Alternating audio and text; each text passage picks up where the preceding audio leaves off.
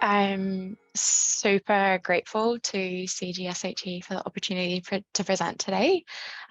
Just want to mention I use she, her pronouns, and thank you everyone who has joined in the audience. I would also like to begin by acknowledging that we're on Indigenous land. I am an uninvited settler residing on and speaking to you today from the unceded, ancestral and continually occupied territories of the Coast Salish peoples, including the Musqueam, Squamish and Tsleil-Waututh nations. I would also like to thank and acknowledge all of the people with lived and living experience of incarceration who generously shared their knowledge and expertise with us during this project. And I would also like to give a special thank you to the project team members, collaborators, and stakeholders past and present. And I saw some familiar names in the audience, so I think there's a few of you here, which is great. Special thank you to these people. These individuals were the real drivers behind all of this work, and it's my great pleasure to be presenting on behalf of all of them. We also received funding from the Public Health Agency of Canada and support from the Provincial Health Services Authority for this project. And none of it would have been possible without all of these people. So the stakeholder committee members who they made time every month to meet and discuss and provide input, and then many more people reviewed and contributed to the outputs that we finally produced, and all of these organisations supported the project by allowing their staff to dedicate time to this and providing resources and input in other ways as well. So really, I'm just a vehicle for all of this. It's all of these people and groups who are responsible for the project. I have some personal disclosures and just want to mention that I have not accepted any personal payments from commercial entities. So in the rest of this talk, I'll take you all on a little bit of a journey. I'll start off with a bit of background and context, and then introducing this idea of co-design. I think there's a lot of different probably like research methodologies and different types of design methodologies that all kind of sit under this co-design umbrella. But co-design is just kind of like this umbrella term that I think that we can all start to use and think about, because it really encompasses all of those pieces. And then I'll also share the recommendations that came out from the co-design process, some of the outputs, and a little bit of a future direction. So just starting off with some kind of context around the language that I use in particular, there's been a lot of I think, momentum, especially in recent years, in terms of, having more attention paid to the words and the language that we use, particularly when we're talking about marginalized people. And for many reasons, the same attention hasn't necessarily been paid to people who are in prison. And so myself and a few others, we wrote this commentary that was published in the International Journal of Drug Policy recently, really highlighting what we think is the discrepancy here, and calling for people to embrace more person-centered language. And that's not to say that there's any type of, one word or acronym that can be applied to people in prison, but it's more about that process of self-reflection and acknowledging that the words that we use have a lot of power, and that, seeing the people rather than the labels and is important. And more so, it's about actually being reflexive and being responsive to how people really identify. There are many people in prison and people who have lived experience of incarceration who have no issues with terms like inmate or other types of labels like that. However, for the purposes of this presentation, I'll be either saying people who are incarcerated or people with lived and living experience of incarceration, and you'll sometimes see that abbreviated as PWAI. I'd really encourage people to check out this commentary that we wrote, and as well as looking at the BCCDC COVID-19 language guide. as I said, language changes. It's not always perfect, and what we think is good now might change. So this is more a call to reflecting, and also to being able to say, oh, I got that wrong, I've changed my mind now. Yeah. So also just some background about the criminal legal system in Canada. The correctional system, or the criminal legal system, is divided in Canada based on sentence length. So people who have a custodial sentence of 2 years or more will serve that in a federal institution, and these are run by Correctional Services Canada. They're located across the country, but they're funded directly from the federal government, and the provinces don't have any jurisdiction over them. And then if the sentence is a custodial sentence of less than 2 years, so 2 years less 1 day, or people who are being held on remand. So that means that they're awaiting sentencing, or they're awaiting a trial, but they didn't get bail. Those people will serve that time in a provincial or territorial correctional centre.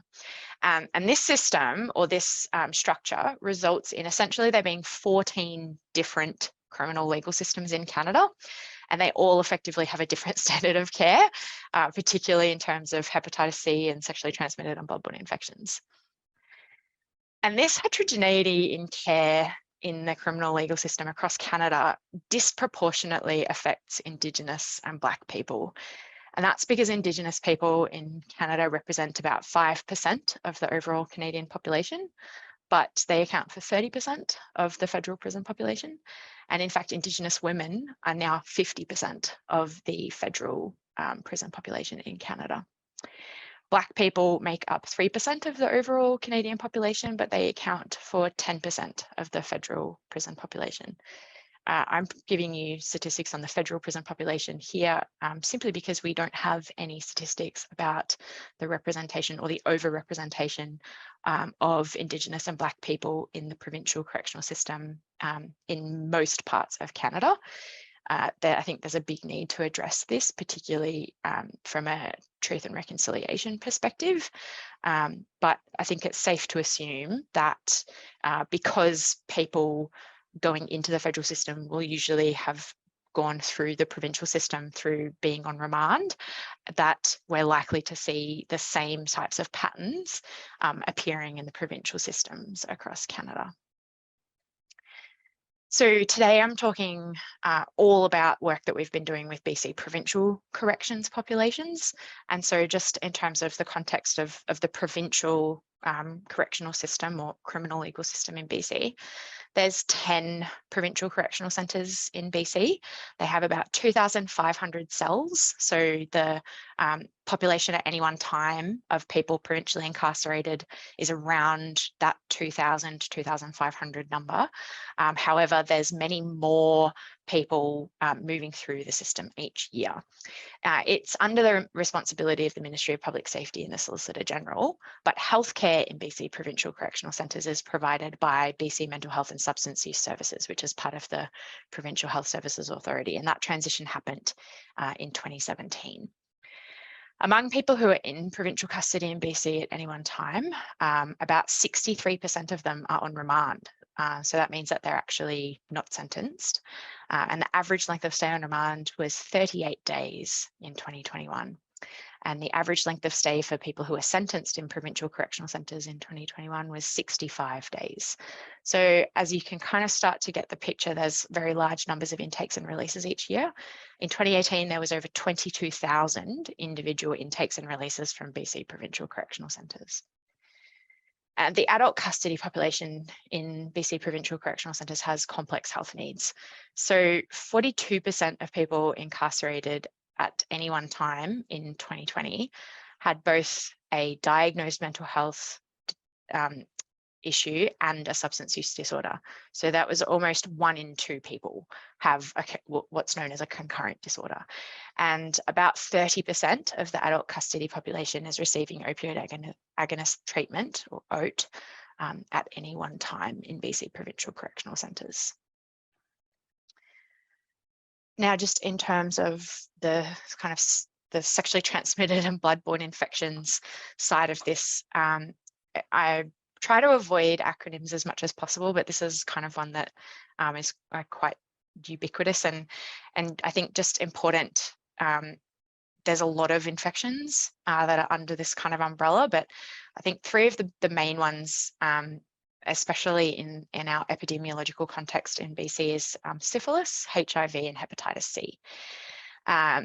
And most of them have no symptoms, or kind of very vague or non-specific symptoms. So an important thing with sexually transmitted and blood-borne infections is that really the only way to know for sure if someone has it is to be tested. So access to testing is crucial. For historic and ongoing reasons, sexually transmitted and blood-borne infections are highly stigmatized. Particularly for HIV, this is perpetuated by the criminalization of HIV non-disclosure, which has a direct correlation when we're talking about the prison population, because there are people serving custodial sentences in Canada for HIV non-disclosure. These are serious infections, but they're all treatable and manageable. So, you know, when I think from a public health perspective, we have this kind of, I think, tendency to problematize, especially with STBBIs, but really these are actually treatable and manageable infections, and the stigma is really, I think, around a lot of those historical reasons, but it's exacerbated in the prison context.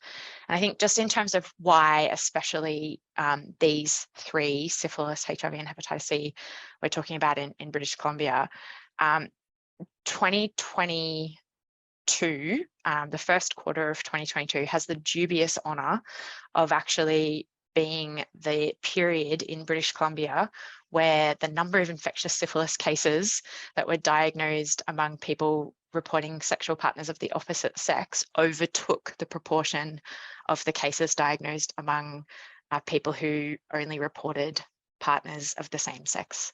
This is significant because up until 2022, the syphilis epidemiology in British Columbia was really concentrated infectious syphilis cases among gay and bisexual men and other men who have sex with men. And we had been seeing the number of infectious syphilis cases steadily increasing over a number of years. 2021 was the highest number of infectious syphilis cases that we've ever seen reported in British Columbia in a calendar year. And now we're seeing the epidemiology change. It's now not something that is only affecting gay and bisexual men and other men who have sex with men. It's actually something that is in the sort of general population or the overall population. If untreated, syphilis can lead to very serious lifelong disability, including blindness and brain damage, but also it can be transmitted in utero, and it can lead to congenital birth defects and infant death.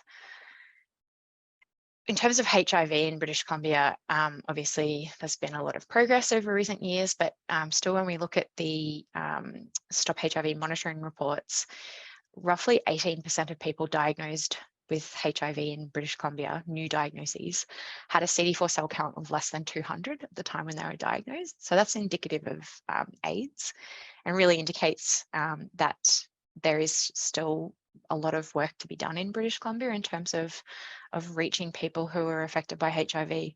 And usually it takes about 10 years to develop AIDS after acquiring HIV. So sort of indicating that there are many people living with HIV who are undiagnosed and probably unaware of their infection. And particularly where we see HIV and hepatitis C co-infection, this is significant because it worsens the liver disease progression. Hepatitis C virus is one of the leading causes of liver disease in British Columbia, and previously our understanding was that hepatitis C is really just driving this liver-related mortality, so driving cirrhosis, liver failure, and liver cancer. But increasingly in more recent years, we're actually realizing that it's a systemic issue, and that's chronic infection is actually contributing to kidney disease, type 2 diabetes, heart disease, as well as cognitive issues, including depression and myalgia, so just general joint pain, particularly also arthritis for people. So these infections actually cause a lot of, or are responsible for quite a lot of chronic health issues. And despite the fact that we have very effective treatments and diagnosis, we're still seeing issues related to them in BC. So I think now looking into the prison population and where this overlap occurs, we'd see that sexually transmitted and blood-borne infections, particularly hepatitis C and HIV, are very prevalent among people in prison. And in fact, in people in prison across Canada, we estimate the hepatitis C prevalence is about 30%. So that's 30 times higher than in the overall population in Canada. And a similar pattern for HIV. HIV prevalence among people in prison is estimated about 2% in Canada, and in the overall population, it's less than 0.5%. And there's an estimated 12,000 people living with hepatitis C infection in prisons across Canada. So it's a significant number of people. Why? Well, it's complex. We do see this type of sort of reinforcing cycle as being one of the large drivers of the overrepresentation of STBBIs among people in prison. But there's a lot of other things at play here. And for example, the kind of concentration. So we see people affected by hepatitis C and HIV more likely to be incarcerated. This is potentially, I think, due to the ongoing impacts of colonialism. It's also because of the war on people who use drugs. We see STBBIs more common among people who use drugs, and people who use drugs are targeted by police and more commonly incarcerated. The infections are amplified within the prison context because of lack of harm reduction, lack of education as well. And then when people eventually are released back to the community, most people who are incarcerated do return back to the community. We see their health deteriorate. Often this is as a result of silos in our systems. We see prison health separate to public health, separate to primary care, mental health, and so people fall through the cracks. And this results in then further dissemination of infections in the community. And poverty also plays a very big role here, and I think especially in the morbidity and mortality. And of course, people who acquire infections in the community will then be more likely to become incarcerated, and you see this cycle continuing to perpetuate. It's a complex issue, but that doesn't mean that there aren't solutions. So when we've then gone and looked at what the status of STBBI care is for people who are provincially incarcerated in BC, for hepatitis C in particular, this is the most overrepresented infection among people who experience incarceration. And it's also the one that we have the most data for. So it's kind of emblematic, I think. We estimate that about 40% of women and about 30% of men provincially incarcerated in BC have been exposed to hepatitis C. And in 2021, we were able to look at data for the entire year. And we saw among all of the people admitted to provincial correctional centres in that year, about 66% of them were offered a test during the time that they were incarcerated, but only 18% actually had the test performed. Among those that had the test performed, 22% tested positive. This is much higher than the test positivity rate that we see in the overall population. Encouraging when we looked at the RNA tests that are performed. So this is the molecular test that then will show whether someone actually has the active chronic infection. Usually we would expect in the overall population in BC, we see about 70 to 72% of people tested for RNA test positive. This is because people can naturally clear the hepatitis C infection without treatment. Roughly 20 to 25% of people will clear the infection naturally without treatment. So the fact that only 39% of people tested for hepatitis C RNA in the prison population in 2021 tested positive indicates that there is some treatment occurring, which is great. But only 69% of the people who actually were genotyped received treatment in 2021. So in 2021, still fairly low levels of hepatitis C treatment. And I think this number here, that 18% of people offered the test performed, this is the one that we're really kind of paying attention to, because from what we hear from people, there is a desire to engage in healthcare in prison, but the fact that only 18% of people actually had the test performed begs the question, what is going on? What are the barriers? Why isn't that proportion higher? Could it be due to lack of standardized processes and procedures? Could it be because of the power imbalance and the lack of agency in prison? You know, in the community, you can take things into your own control and you know, choose to engage with what you want to engage with. In prison, it's a bit different. You can be on lockdown. Your entire living unit is not allowed to leave the unit for a certain period of time. That can be because in the COVID context, because of a COVID outbreak, but it also can be because of administrative issues, like there's no staff to staff that wing, or many other reasons. We also wonder whether it's a lack of knowledge or awareness, or the issues with stigma, or is it because of this cookie cutter care, you know, that kind of one size fits all and a siloed system, or is it all of the above, or a combination of them? There's been a lot of research over many years as to what the barriers to STBBI testing in particular are in correctional settings, and really understanding exactly what's going on in the BC context is where this project originated from. One of the other reasons that we initiated this project was because when we looked at the existing kind of body of literature, and as well as, you know, guidance, there was a lot of stuff out there on what to do and why to do it. There's all these different guidelines showing the effectiveness of different interventions. But when we asked this question about how to do it, it just kind of came up with nothing. And the how was really, you know, how do you provide culturally safe care for hepatitis C in a prison context? How do you provide trauma-informed STBBI testing in a prison context? We just found nothing. And when trying to kind of wrap our heads around this, it was really, you know, if you know what you need to do and you know why you need to do it, but you don't know how, the only people that can tell you that are the people who you're trying to care for, right? People who are incarcerated, or people who've experienced incarceration. And that is where we landed on this co-design process. I really like this quote from Kellyanne McKercher, and she's got a great book called Beyond Sticky Notes, which I encourage people to check out if they're interested in co-design.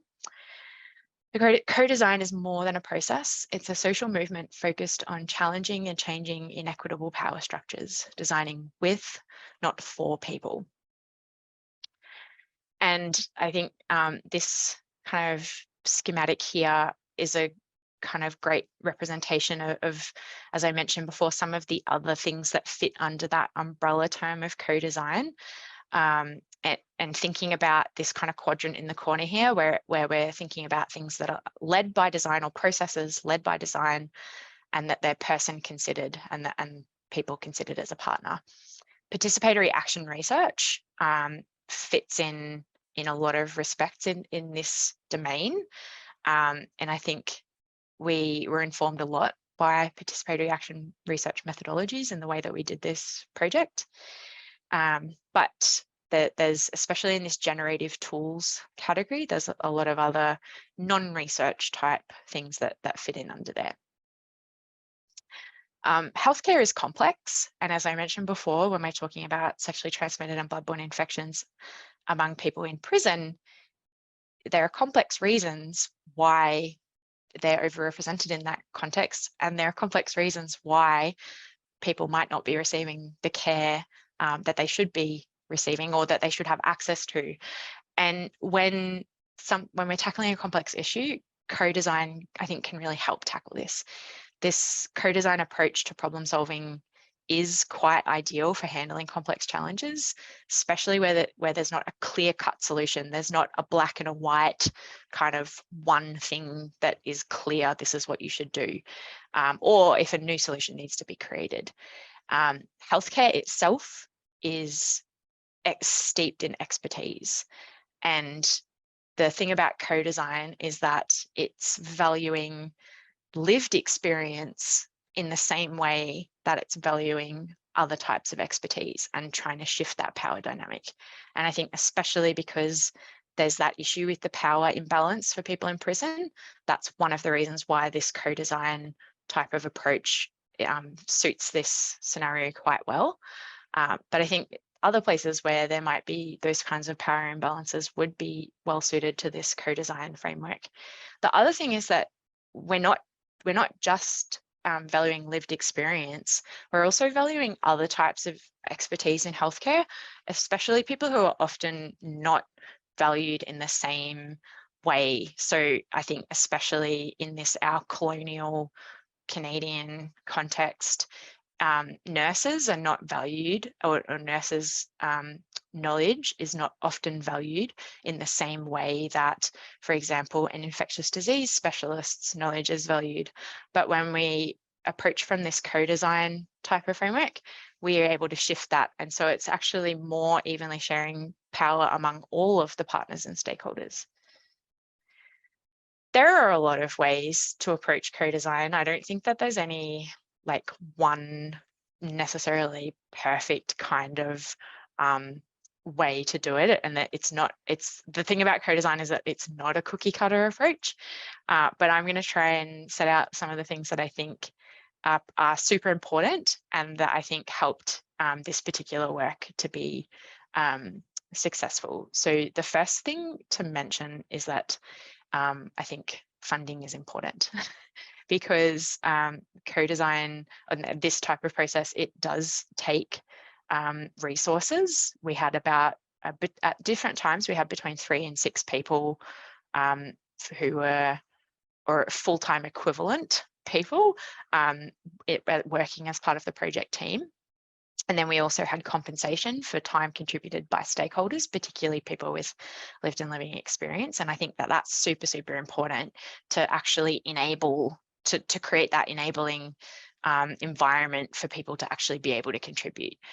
It's very unrealistic to expect people to be able to contribute their time in a meaningful way without providing their compensation to support that. That's not to say that there's probably not, smaller types of projects. This was quite a big one that could potentially be done without funding, but I think it's just important to be realistic that this type of thing does take longer than other approaches, and it will require more resources.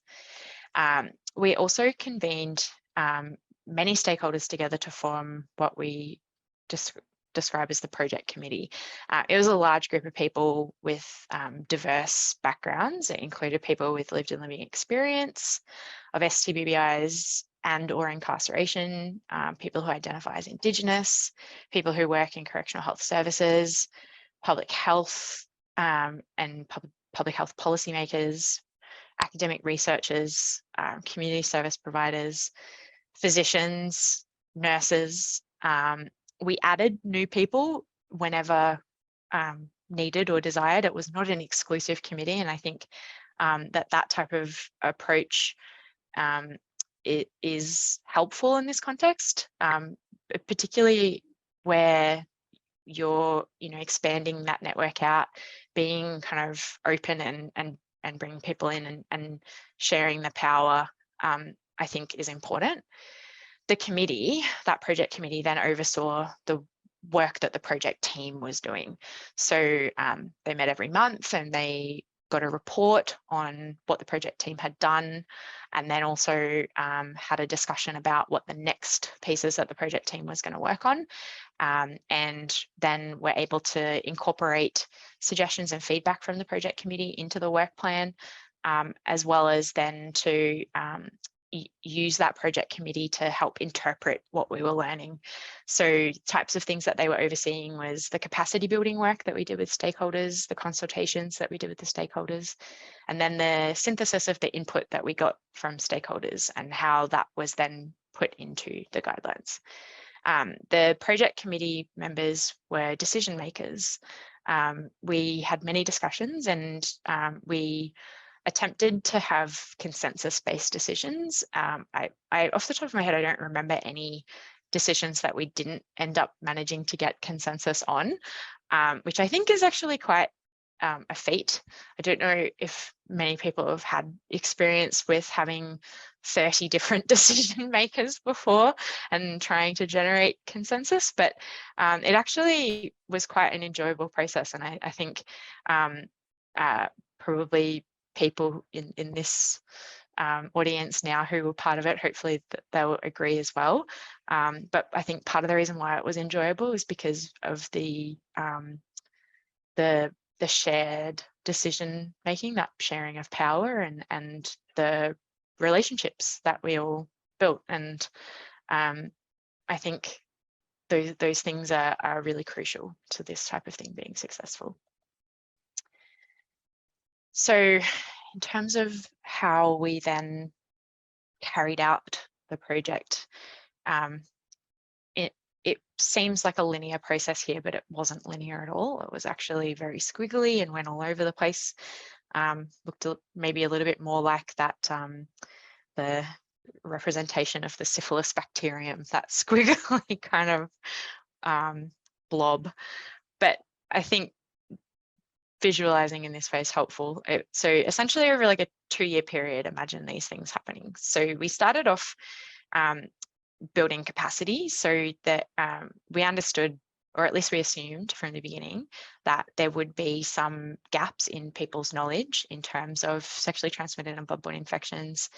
And then, asking people to be able to then say, like, what do you need in order to feel comfortable to be tested or to feel supported accessing treatment in prison. A step before that is making sure that everyone is on the same level in terms of their knowledge. And so that this building capacity step is really important, and also not just in terms of people who are incarcerated, but also for all of the staff in the correctional healthcare settings, correctional officers, nurses, even admin people in the correctional health centre, all included in these capacity building sessions. This all happened during the COVID-19 pandemic, so these educational sessions were virtual, which has its own challenges. But that being said, I actually think that it's more feasible than I originally thought to do this type of virtual education with people who are in prison. We had groups of between 8 and 12 people in the programs room in many different provincial correctional centres across BC, sitting in these educational sessions and really participating and I think also getting a lot of value out of it. So it is something that I think can be done.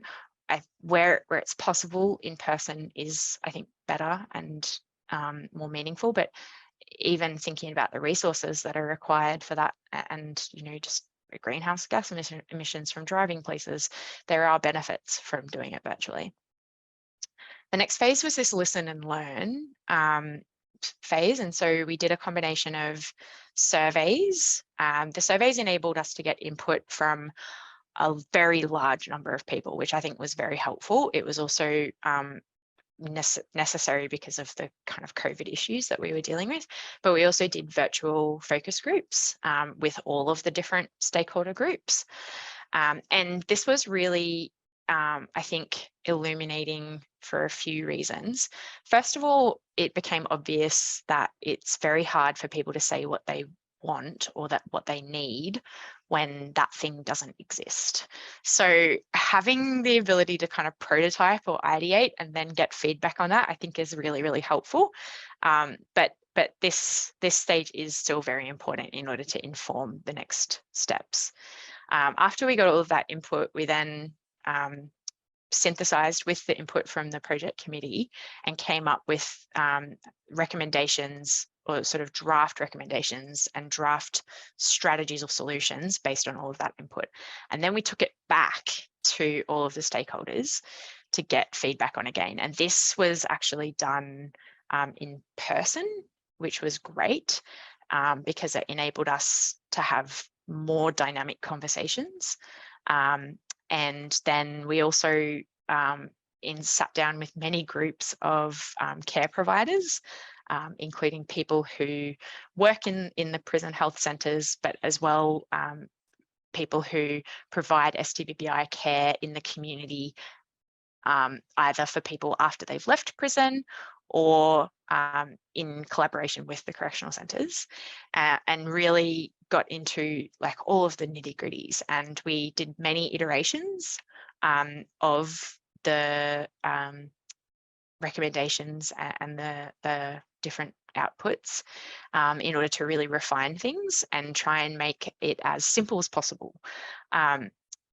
Obviously, it's difficult to try and solve all of the problems in one go. And I think that one of the other things that we tried to do and tried to recognize is that this is essentially a starting point, and that further refining and revising is required afterwards. So we've not, or at least we've tried to not present these as, you know, the final solution, but that this is kind of a beginning point.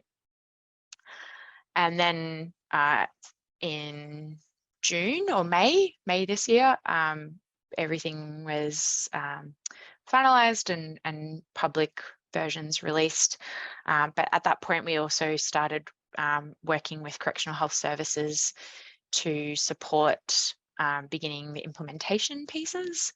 Correctional health services are actually undergoing accreditation at the moment with Accreditation Canada, which is quite a large undertaking for them. So the implementation has been slow, but is ongoing. And now also hoping to continue to scale and spread the policy and the guidelines. So we've endeavoured to make as much of the things that we produced publicly available as possible. So I'll show you some of those things in the next slides. In terms of the building capacity, we had to be creative, as I mentioned. So in addition to the virtual education sessions that we did, we've also done things like we produced a deck of playing cards that has been distributed to all of the provincial correctional centres. And it was quite fun making these cards because we had input from all of the project committee members, particularly people with lived and living experience of incarceration as well. And then, you know, got to produce this tangible thing, which is often not something that we get to produce. We also then created these online courses, which are now available on the Learning Hub, the PHSA Learning Hub, one for correctional officers or correction staff and the other for corrections healthcare providers.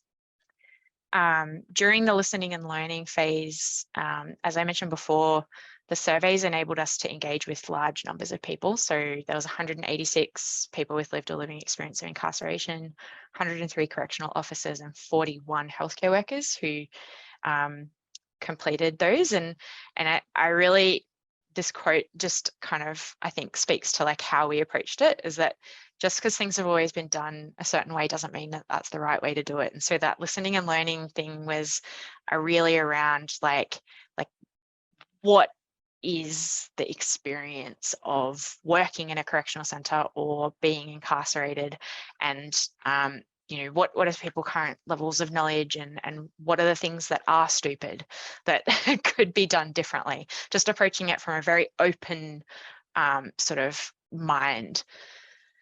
Then in the creating and getting feedback and revising stage, because these were done as focus groups, there were smaller numbers of people, so 16 people with lived and living experience, 16 correctional officers, 13 healthcare workers, not even counting all of the other stakeholders who participated in the additional iterations. But I love this quote from Steve Jobs, because it spoke a lot to the experience that we had, that, you know, people don't know what they want until you show it to them. When we actually went with these kind of draft strategies and solutions, and we had like very more tangible, it's an abstract thing to describe, but when you have something that's more tangible, it was a lot easier to get feedback. And so I think that's the other thing that that I would share from people who are thinking about this is that yeah, people don't know what they want until you show it to them. And it's also a lot easier to poke holes in things than to and say something's wrong than to say exactly what's going to work. But I'm realizing I'm needing to hurry up so that you have time for questions. So I'm going to blow through some of the recommendations. It's an 87-page long document, so I can't really go into all of the detail. But the way that I've thought about it is that there's these foundational kind of pieces. Streamlining workflows, so implementing team-based care protocols and ensuring that the treatment or the care is consistent is really important, and that's to improve the collaboration and communication, but also the continuity. And we actually created a protocol that can be used to implement this type of streamlined workflow. That's being actually prototype or kind of piloted at the moment in 3 correctional centres, which is great. And then we also recommended creating documentation systems. This is kind of a no-brainer, but if you don't track the tests being offered, tests being performed, the results returned, treatment initiations, then if you're not tracking any of that stuff, then it's very difficult to determine where things might be going wrong or if you're doing a good job. And documentation will also, I think, be very important to help improve communication between different members when you're trying to implement some sort of a team-based care protocol. Documentation is challenging, especially when you're dealing with EMRs, like electronic medical records, that are often inflexible and hard to change. And so that's something I think piece is going to be ongoing. We actually have created some templates that are that can be used for tracking these types of things, and they're available on the website. We've also made a lot of recommendations around tackling stigma. I think having a holistic approach to tackling stigma is, I think, going to be the most, at least what we heard from all of the stakeholders, people feel that's going to be the most effective way to deal with stigma in the correctional settings. So starting off with ongoing education, so not a once-off thing, but on an ongoing and recurring basis. We've got those courses that we've created that are available, and the correctional officers have actually been able to take the course as part of their allocated professional development time in the past. Hopefully that will continue to be available for them, but creating strategies like that for the corrections staff, the health staff, would also be helpful. We're also recommending fostering respectful person-centered language. By and large, we actually saw a lot of the staff who participated in all of the different engagements demonstrating a lot of respectful language. However, there was still some indication that some staff feel that it's, you know, I'm trying to remember the quote, political correctness gone wrong. And so I think there is still some effort needed to model and support the use of respectful and person-centered language, particularly among correctional officers, but again, also just within the population of people who are incarcerated. So I think the first, as I mentioned, modeling the language, but also sort of supporting it in other ways. So, you know, posters and other types of incentives maybe. And then enhancing and emphasizing privacy and confidentiality. So we actually heard a lot from all of the different stakeholders about concerns related to privacy and confidentiality, which is in the prison context something that actually goes across almost all aspects of healthcare, but particularly for STBBIs. And one of the issues that we identified was that there's a lack of awareness and a lack of promotion of the existing kind of policies that are in place. And so just actually increasing people's awareness of those existing policies would be actually quite potentially impactful. And there are also some things that we identified in terms of medication dispensation procedures. And I think this is something that's been identified in research from the Centre for Gender and Sexual Health Equity, particularly from the Shauna cohort, that the medication dispensation procedures, particularly for HIV antiretroviral therapy in provincial correctional contexts, may inadvertently create privacy breaches. So reviewing those is one of the recommendations, and then identifying alternative ways that medications can be dispensed to further enhance privacy and confidentiality. Before people get tested, we recommended reviewing previous test history.